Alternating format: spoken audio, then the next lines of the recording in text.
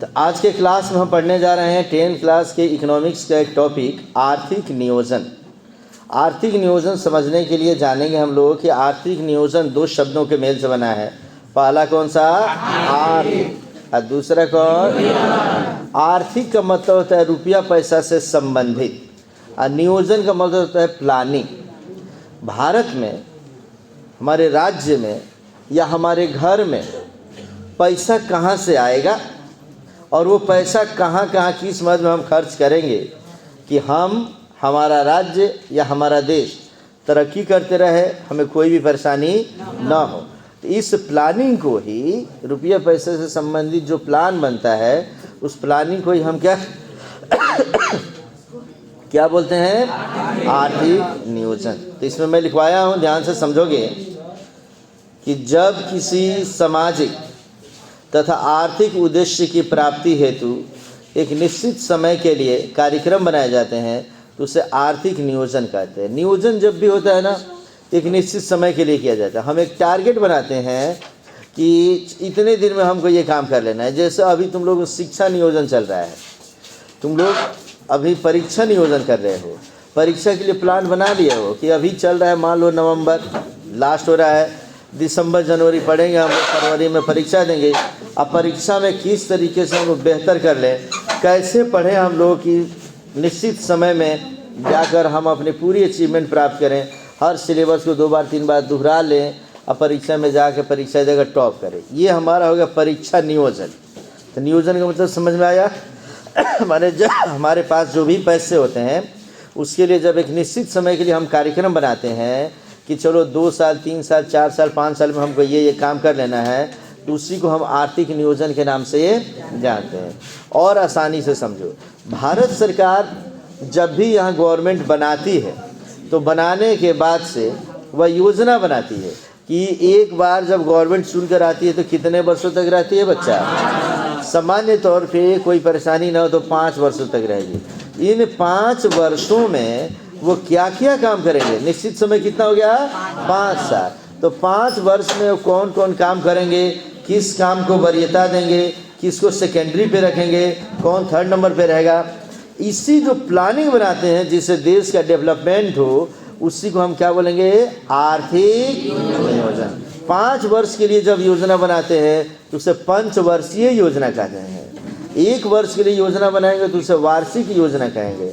2 वर्ष के लिए योजना बनाएंगे तो द्विवार्षिक योजना कह देंगे। 3 वर्ष के लिए तो 3 वर्षीय हो जाएगा, 4 वर्ष के लिए तो चतुर्वर्षीय, आप 5 वर्ष हो तो आखिर ये योजना बनता कहाँ है, कैसे कैसे काम करता है, ये सब हम लोग ध्यान से समझेंगे। तो कहता है किसी भी देश को विकसित करने के लिए, खूब बढ़िया इसको समझो, किसी भी देश को विकसित करने के लिए सरकार द्वारा जो विकास की रूपरेखा बनाई जाती है उसे आर्थिक नियोजन कहते हैं। माने घर के तौर पे भी हम नियोजन करते हैं, राज्य के तौर पर भी करते हैं और देश के स्तर पर भी करते हैं।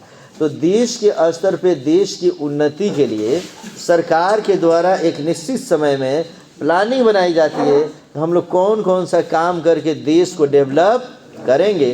तो इस आर्थिक प्लानिंग को ही, माने रुपया पैसा हम किधर से कमा के कहाँ लगा देंगे कि हमारा देश डेवलप करने लगे, और निश्चित समय के लिए जो कि किए जाते हैं, तो इसी को हम क्या कहते हैं? आर्थिक नियोजन। नियोजन का अंग्रेजी होता है प्लानिंग। प्लानिंग कहेंगे तो तुम्हारे दिमाग में बैठ जाएगा, नियोजन कहेंगे तो थोड़ा जल्दी बैठता नहीं होगा। तो आर्थिक नियोजन का मतलब समझ गए बच्चे?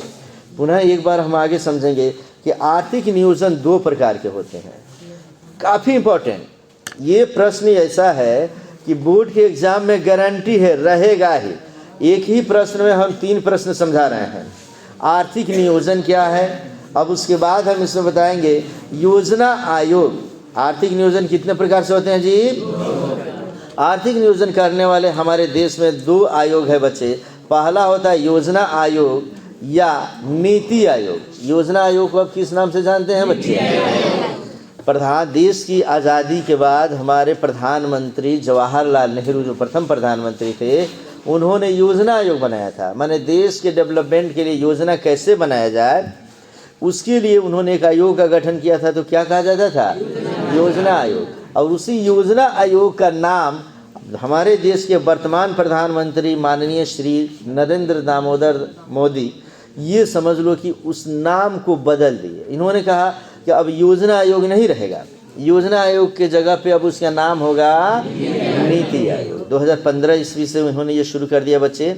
तो हम ये सब पढ़ेंगे कि योजना आयोग का गठन किसने किया, कब किया, उसका उद्देश्य क्या था, और नीति आयोग का गठन कब किया, किसने किया, इसका उद्देश्य क्या है। माने योजना आयोग का ही नया नाम क्या है, नीति आयोग। क्लियर है बच्चे? नीति में NITI लिखे हम, ये पॉलिसी वाली नीति नहीं होता है, ठीक है। नेक्स्ट हो गया दूसरा कौन सा आयोग होता है, राष्ट्रीय विकास परिषद या NDC। तो इस तरीके से फिर से समझेंगे हम लोग कि आर्थिक नियोजन दो प्रकार के होते हैं बच्चे। पहला कौन सा, योजना आयोग या नीति आयोग, और दूसरा कौन सा, राष्ट्रीय विकास परिषद या नेशनल डेवलपमेंट काउंसिल। माने दोनों आयोग में से गारंटी है एक निश्चित रूप से पूछेगा। अगर दोनों पूछ दिया तो ठीक ही है, और नहीं तो एक तो निश्चित रूप से पूछेगा ही बच्चे। दो में से एक फिक्स है इकोनॉमिक्स के क्वेश्चन में से।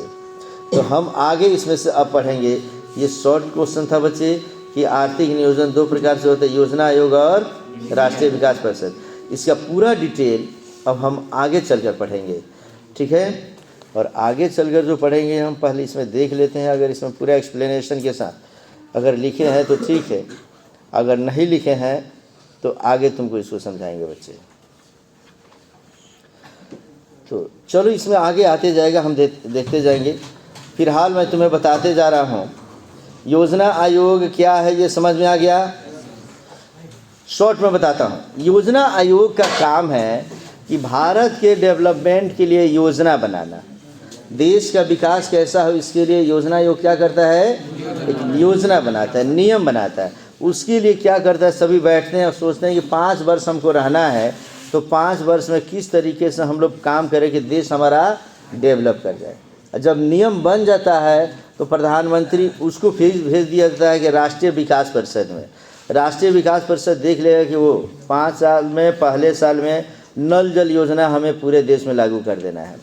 तो तुरंत राष्ट्रीय विकास परिषद एक लेटर भेजेगा सभी राज्य के मुख्यमंत्री को। अब मुख्यमंत्री वहाँ उपस्थित होंगे।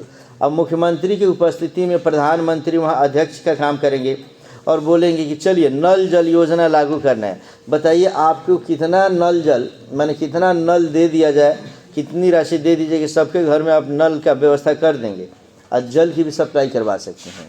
तो जो छोटा राज्य है कम बताता है, बड़ा राज्य ज़्यादा बताता है। अपनी आवश्यकता के अनुसार सभी लोग बताएंगे। अब बताने के बाद से प्रधानमंत्री बोल देंगे, उसको सिग्नेचर करके दे देंगे राष्ट्रीय विकास परिषद में कि इसको इतना, इस राज्य को इतना पैसा दे दिया जाए। अब वो पैसा मिल गया किसको, मुख्यमंत्री को। नियम बना कहाँ, केंद्र में, और राज्य को डेवलप करने के लिए पैसा किसको दे दिया गया। अब मुख्यमंत्री वहाँ से सीधे पंचायती राज व्यवस्था को देंगे। अब पंचायती राज व्यवस्था की सबसे बड़ी इकाई कौन होती है, जिला परिषद। माने मुख्यमंत्री वहाँ से जिला परिषद में पैसा भेज देंगे और जिला परिषद वहाँ से प्रखंड प्रमुख को दे देगा ब्लॉक स्तर पे। अब प्रखंड प्रमुख पैसा बांट देगा किसको, मुखिया और वार्ड को बांट देगा। मुखिया को उसको कंट्रोलिंग में दे देगा कि मुखिया के अंडर में ही वो सब ये वार्ड काम करेंगे। वार्ड ने कौन सा काम किया मुखिया को देखकर अब उसको प्रखंड प्रमुख को बता देगा। प्रखंड प्रमुख उसका रिपोर्टिंग जिला परिषद को दे देगा और जिला परिषद उसका रिपोर्टिंग मुख्यमंत्री को दे देगा। अब मुख्यमंत्री उसका रिपोर्टिंग केंद्र को दे देगा। अब केंद्र क्या करेगा, एक जांच टीम बिठाएगा और बोलेगा कि जाइए इतना इतना पैसा दिया गया था, अब जांच कर लीजिए, यहाँ यहाँ काम हो गया है। वो टीम आती है, जांच करती है। जांच में अगर कोई मुखिया, कोई वार्ड, कोई प्रमुख, कोई जिला परिषद अगर गलत काम किया है, मैं बुलाता हूँ उसको। तो इस तरीके से वो समझो कि तुम्हें होता क्या है बच्चे कि पुनः वहाँ से एक जांच टीम आती है। जांच टीम मिलकर चारों तरफ देख लेती है कि कौन कौन काम किया। जिसको काम किया उसकी बाकी बची हुई रकम भी उसको दे दी जाती है, और जो काम नहीं किया उसको समझ लो उसकी संपत्ति को जब्त कर लिया जाता है या उसको ब्लैक लिस्ट में डालकर उस पर जाँच आयोग का गठन कर दिया जाता है। तो योजना आयोग का काम क्या है और राष्ट्रीय विकास परिषद का काम क्या है, दोनों समझ में आ गया। योजना आयोग का काम क्या होता है? योजना बनाना, कि कौन सा योजना पहले साल में, कौन सी योजना दूसरे साल में बनाई जाए, ठीक है ना जी। 5 साल के लिए कौन कौन सी योजना होगी। और राष्ट्रीय विकास परिषद क्या करता है? उस योजना को लागू करवाने के लिए सबको बुलवाता है, मीटिंग करता है मुख्यमंत्री का, और जिसको जितना ज़रूरत होता है उतना पैसा वो दे देता है। दोनों का मतलब समझ गए तुम लोग। तो इस तरीके से हमारा आर्थिक नियोजन ये शॉर्ट क्वेश्चन के रूप में तैयार हुआ। आगे हम लोग लॉन्ग क्वेश्चन में पढ़ेंगे योजना आयोग का गठन कब और कैसे हुआ, उद्देश्य क्या है, नीति आयोग का उद्देश्य क्या है, राष्ट्रीय विकास परिषद का क्या है। नेक्स्ट टॉपिक में हम पढ़ने जा रहे हैं समावेशी विकास।